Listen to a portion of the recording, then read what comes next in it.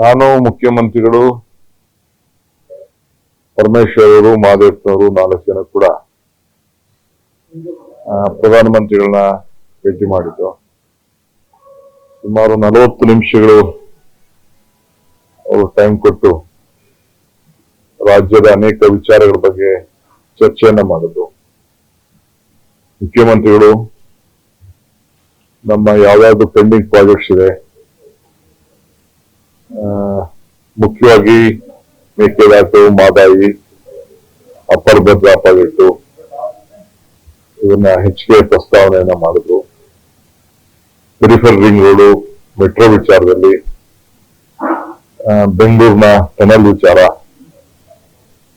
ಕರ್ನಾಟಕ ರಾಜ್ಯಕ್ಕೆ ಏನೆಲ್ಲ ಬಾಕಿ ಇದೆ ಅವನ್ನೆಲ್ಲ ಕೂಡ ಪ್ರಸ್ತಾವನೆಯನ್ನ ಸಲ್ಲಿಸಿದ್ದೇವೆ.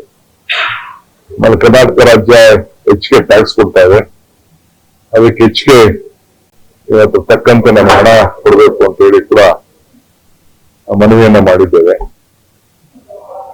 ಏನು ಈ ಸಿಸ್ಟಮ್, ದೇಶದ ಸಿಸ್ಟಮ್ ಕೂಡ ಅವರು ವಿವರಿಸಿದ್ರು. ಒಳ್ಳೆ ಸೌಹಾರ್ದಯುತ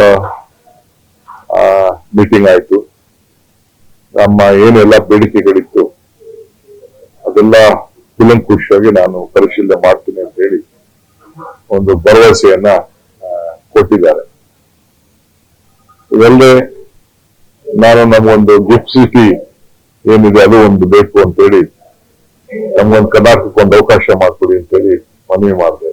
ಗಿಫ್ಟ್ ಸಿಟಿ ಅಲ್ಲಿರೋ ಪ್ರಕಾರ ಅವರು ದೇಶಕ್ಕೆ ಏನಾದ್ರು ಒಂದು ಕಡೆ ಇರಬೇಕು, 2 ಕಡೆ ಮಾಡಿದ್ರೆ ಇದು ಫೈನಾನ್ಷಿಯಲ್ ಸರ್ವಿಸಸ್ ಹಬ್ಬ ಅಂತೇಳಿ ಅವರು ಅದನ್ನ ಆಲೋಚನೆ ಮಾಡಿ ಚರ್ಚೆ ಮಾಡ್ತೀನಿ ಅಂತ ಹೇಳಿದ್ರು. ಯಾಕಂದ್ರೆ ಗುಜರಾತ್ ಅಲ್ಲಿ ಇದ್ದಾರೆ ಗಿಫ್ಟ್ ಸಿಟಿ, ಅದನ್ನೇ ನಮಗೊಂದು ಕೊಡಿ ಅದನ್ನ ಆತರ ಅಂತ ಹೇಳಿದ್ರು. ಅದಕ್ಕೆ ಒಂದೇ ಕಡೆ ಇರಬೇಕು ದೇಶದಲ್ಲಿ ಅದು ಅಂತೇಳಿ ಅವರ ಅಭಿಪ್ರಾಯ ಇತ್ತು. ಒಟ್ಟಾರೆ ನಮ್ಮೆಲ್ಲ ರಾಜ್ಯದ ಅಭಿವೃದ್ಧಿ ವಿಚಾರದಲ್ಲಿ ಎಲ್ಲ ಒಗ್ಗಟ್ಟಿನಿಂದ ನಾವೆಲ್ಲ ಸೇರಿ ಕೆಲಸ ಮಾಡ್ತೀವಿ, ನೀವು ಸಹಕಾರ ಕೊಡಿ ಅಂತ ಕೇಳಿದ್ದೇವೆ. ಖಂಡಿತ ಎಲ್ಲ ನೋಡ್ತೀನಿ ಅಂತ ಹೇಳಿ